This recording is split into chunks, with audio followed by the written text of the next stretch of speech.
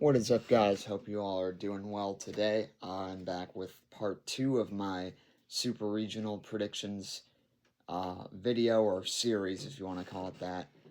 So today we have eight more teams. So Kansas, Oklahoma, Alabama, St. John's, Georgia, Mississippi State, um, Texas, and Oregon. I think that's it.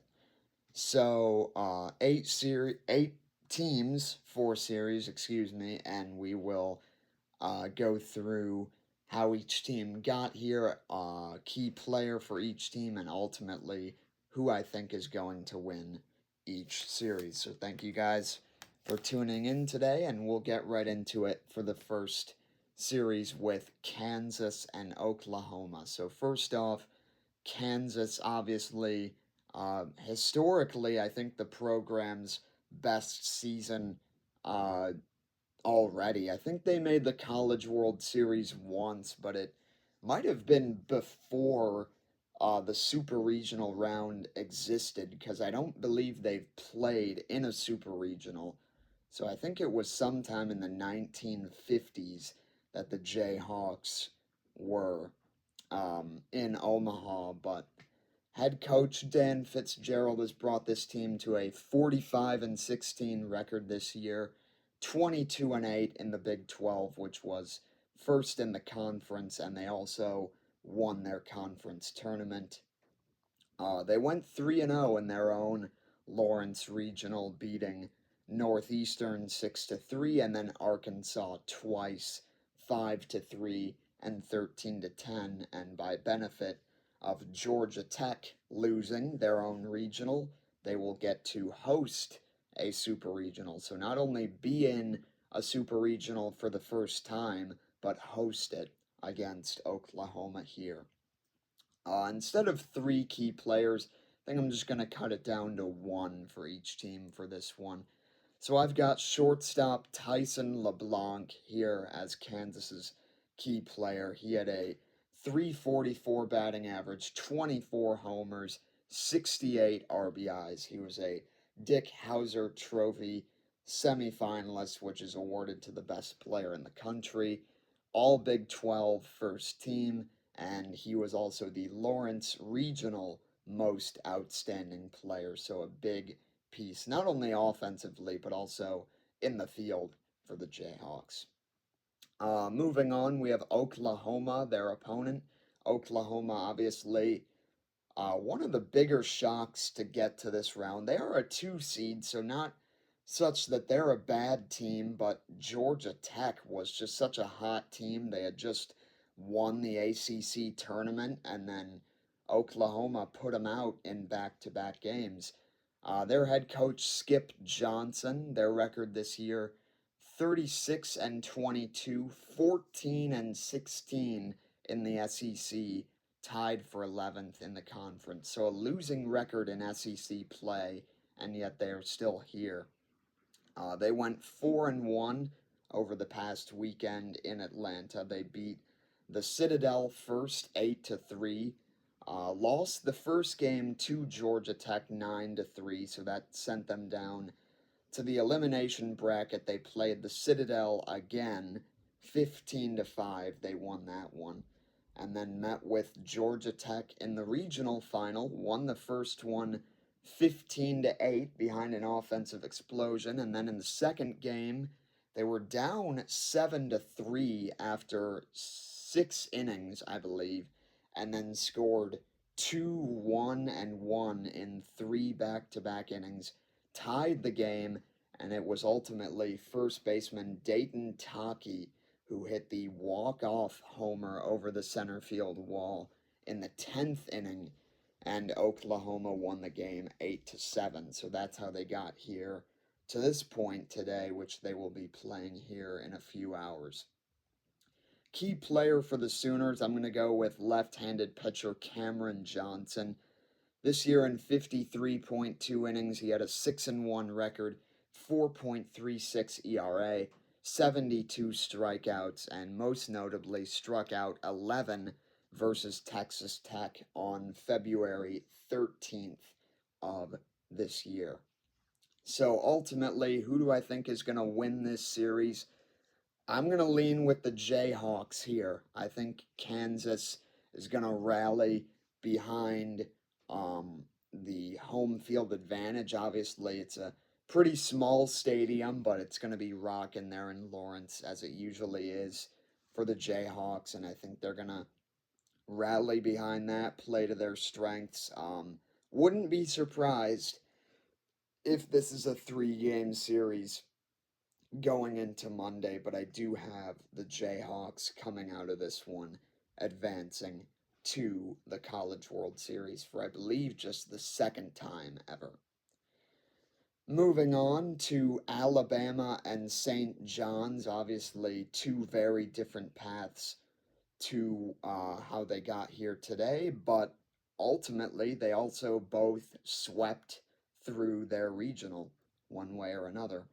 Alabama's head coached by Rob Vaughn. They have a 40-19 record this year, which includes 18-12 in a tough SEC conference that is tied for fourth in the conference there.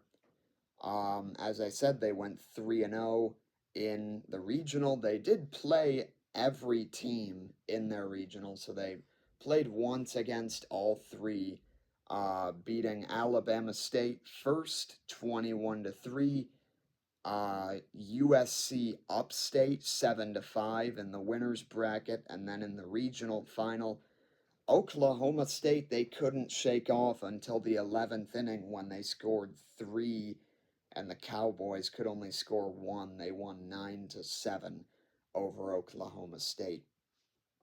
Key player for the Crimson Tide is going to be right fielder Brady Neal, a 332 batting average, 10 homers, 49 RBIs. He was an LSU transfer, spent 2 years down in Baton Rouge. He earned second team All SEC honors this year and also won SEC Player of the Week on March 23rd, 2026. So a key piece there for the Crimson Tide. He'll be an integral part of this series for Alabama. Moving on to the Cinderella team on this side of the bracket, at least, St. John's. St. John's out of the Big East Conference, obviously, got through their Hattiesburg Regional, which is why they're here today. Head coached by Mike Hampton, they have a 36-24 record, 15-6 in the Big East, which I believe was a three-way tie for first there up at the top of the Big East Conference. But they did win their conference tournament, and ultimately that is why they're here today.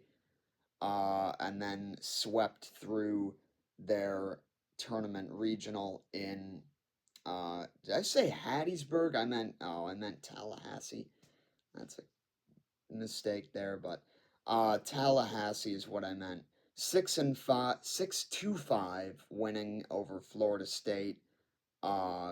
Crawled back into that one. I think they were down 5-2 after 7 innings and then scored 3 and then 1 in the last 2 innings to steal it from the Seminoles. 21-8 behind a couple of explosive innings offensively. They beat nearby Northern Illinois in the winners bracket. And then in the regional final, got with Florida State again. And this time they won again, 5-4 behind a 4-run inning that was propelled by a grand slam. And that grand slam was by my key player here, catcher Adam Agresti. Adam had a 290 batting average, 19 homers, 54 RBIs throughout the season. He was the Tallahassee regional most outstanding player, and part of that, as I mentioned earlier, was the go-ahead grand slam past Florida State, which they obviously won that game with every single one of those runs that he hit in. They were down 2-0, I believe, at that point, and went up 4-2. Later went up 5-2, and then let up 2 runs in inning number 9 on a 2-run homer. But wasn't enough for Florida State. So in terms of who I have winning here, St. John's is obviously a very compelling pick, a very tempting pick. After all that they've done in this postseason, after looking through the lineup, but I think unfortunately the Johnny's magic ends here. I am going with Alabama in this one. I think there's just too much firepower there for the St. John's boys to keep up with, for the Red Storm to keep up with. I don't know why I said St. John's boys. But I'm going with Alabama. I'm seeing them through to the next round, which I believe, if my prediction is correct, it would be Kansas and Alabama in the College World Series first round. By the way, I think I went 2 for 4 yesterday. I got West Virginia in the morning, and then I got Ole Miss. The middle afternoon games tripped me up. I didn't see USC winning, although obviously the series isn't over. And then Little Rock really got did in by Troy, so not sure how they're gonna rebound from that, but they're gonna have to, otherwise my prediction is wrong. So that's obviously the most important thing there. No, just kidding. Anyways, game twos of those today, and then game ones today for these series that I'm talking about now. So if any of West Virginia, Ole Miss, USC, and Troy win, they will be moving on to the College World Series. If the other teams win, then we will have game threes tomorrow, along with game twos of this series. Moving on to the final part of the bracket, final quadrant here, if you will. All 4 of these teams are nationally ranked. I keep forgetting to mention the national rankings.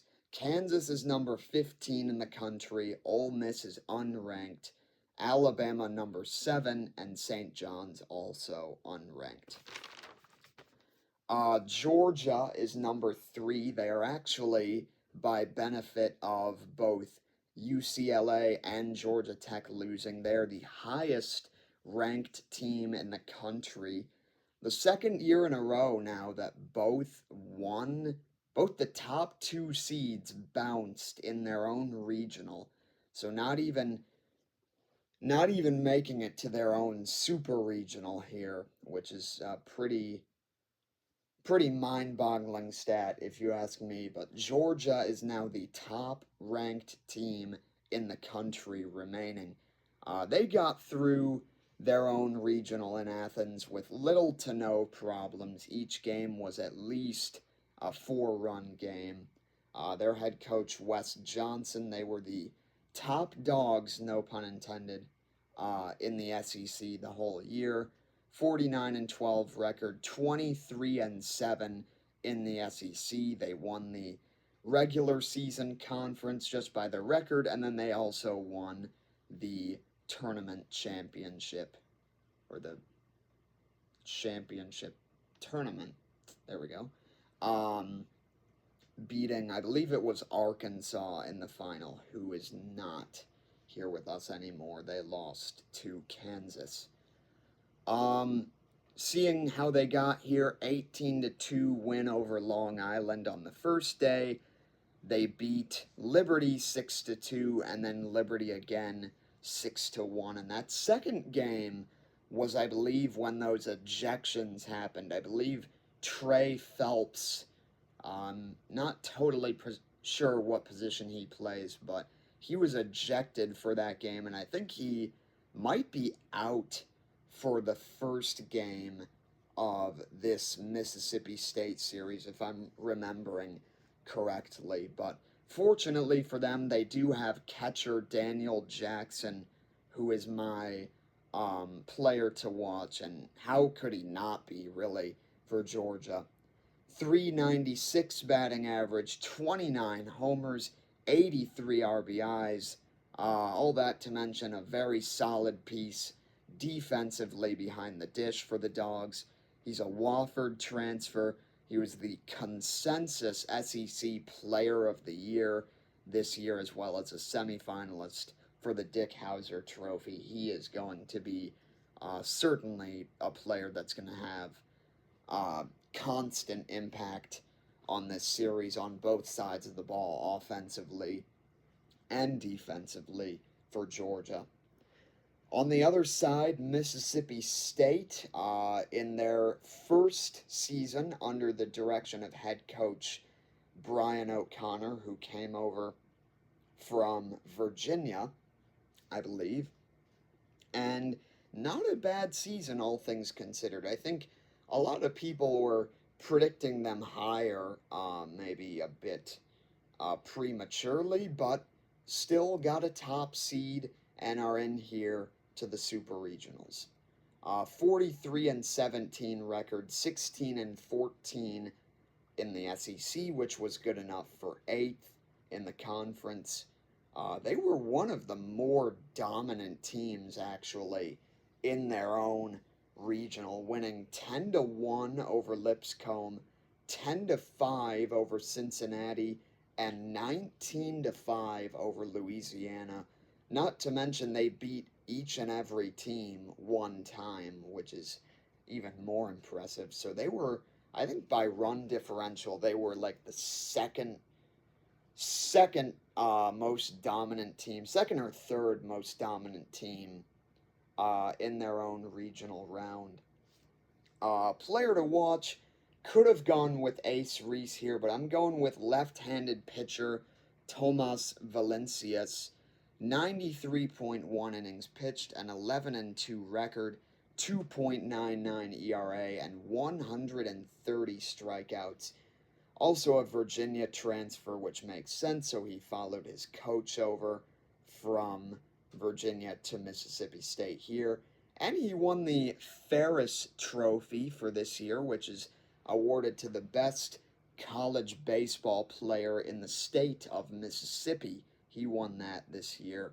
I believe there's something similar for football. I don't know what that trophy's called, but I think there is a best college football player in the state of Mississippi. I would imagine Trinidad Chambliss won it this past year. It's probably been going to a lot more Ole Miss players than not, which, I mean, it's kind of hard to give it to anyone else in that state when Mississippi State has been playing to the standard that they have. But on to my prediction. I think Brian O'Connor's first year, unfortunately, ends here for the Dogs. They were, as I said, one of the most dominant teams in their regional, but I think Georgia's just going to have too much firepower. I don't know if there's any drama or what's going on with the ejections and everything in that second Liberty game, but I've got Georgia here. I think it's going to be a tough break for Mississippi State. Going to be tough to get through 2 out of 3 games in Athens at Foley Field, and unfortunately, I don't know if they're up to the task. So I've got Georgia here. Moving on to our final series of the prediction series here, we have Texas, who is number 6, and Oregon, number 11. So Texas, under their second season with head coach Jim Schlossnagle, after he left Texas A&M for Texas after almost immediately after getting to the national championship, and I think they were just 1 game away from winning the national championship. Couldn't bring himself to stay, I guess, and left for Texas. So a very, very unpeaceful exit for Schlossnagle, as you can probably imagine. But he's in his second year here now, and he's outlasted the Aggies. So 43-13 record, 19-10 in the SEC, which was good enough for second in conference play. Texas, again, especially the first two games, they were easily one of the more dominant teams in the tournament, winning 19-1 over Holy Cross, 16-2 over Tarleton State in the winners bracket. So Tarleton won their first game and then lost 16-2 to Texas. The regional final was a little bit tougher. They saw UC Santa Barbara, who they had not seen before that, and they only won 6-4, but a win is a win, and especially I think Texas fans will understand when you've won the last two games by 18 and 14 respectively. So they were definitely one of the teams to watch and one of the toughest teams to beat in the regional round for the 6th seed Longhorns. For the key player, I've got true freshman right fielder Anthony Pack Jr., a 358 batting average, 11 homers, 52 RBIs.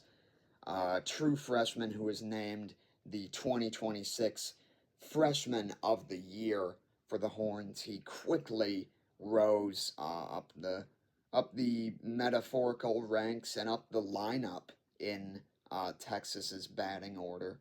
So he's a key asset to watch here for Texas in this series. The final team of 16, we made it, that I'm going to be covering here today is going to be number 11, Oregon, head coached by Mark Wazakowski. They are 43-16 overall, including a 20-10 Big Ten record, tied for third in the conference in the regular season. They got the 3 seed in the Big Ten tournament and went to the final, the championship game of said tournament, where they lost to UCLA in a heartbreaker in extra innings. They got through their own Eugene Regional undefeated as well. Quick fact here, quick trend. 7 of the 8 teams that I've talked about today, 7 of the 8 teams on this side of the bracket went 3-0 in their regionals. So that's an interesting thing to look out for. By the way, I should mention this, but out of the 8 teams that I mentioned yesterday and the 8 teams that I've mentioned here today, one team from each side of the bracket, so one of the 8 from yesterday, one of the 8 from today, will be going to the College World Series final. They will have a double elimination bracket with the groups of 4 teams that they are placed in, and then the winners will face off in a 3-game series in Omaha, I believe in 2 weekends from now. The winner of that series is your College World Series champion. So Oregon, the second team out of the Big Ten, the first being USC, who we covered yesterday. If you missed that one, you can go check it out. Where was I? NCAA tournament results, 3-0 in the Eugene Regional. They beat Yale, no problem, 14-2, and then had 2 closer games, but still came out victorious in each one. 4-0 over Washington State, 4-1 over Oregon State in the regional final, which is double as nice. 1, you're advancing to the Supers. 2, you just knocked off your in-state rival. Key player here, I've got another true freshman here for the Ducks. So 2 true freshmen being highlighted here by me in this segment. I have catcher and first baseman Braden Jacksa, a 321 batting average, 10 homers, 34 RBIs. He's a freshman phenom who quickly moved into the cleanup spot for the Ducks here in the postseason. So in terms of who I've got winning this one, I've picked 3 home teams to win so far. All of the home teams I've got moving on, and I think I'm going to make it 4. Not not feeling any of the upsets here. I'm sure I'm going to come back and be 1-3 in this prediction series, but that's just the way the cookie crumbles, I suppose. I've got Texas in this one. I've got the Horns with the home field with their star power on both sides of the ball, and just seeing how dominant they were in the first round, in the first stage in the regional tournament with those dominant wins, especially the first two. I've got the Horns moving on here to Omaha behind that veteran coaching experience, and not only veteran coaching experience, but somebody who's made it there and made it, I believe, as far as the regional, or not the regional final, the College World Series final, and even being one win away. Um, I don't know how much experience Oregon has behind Mark Wazakowski in the College World Series. I could be wrong. I'm not sure. But I'm going Texas here. So to recap, I've got all four home teams in this one. I've got Kansas, I've got Alabama, I've got Georgia, and I've got Texas moving on. So thank you guys for tuning into this one. We did it under 30 minutes, so big win for me there. I will hopefully see you guys with a College World Series prediction video after all this dust has settled here in the Super Regionals, and I will see you guys then. Take care.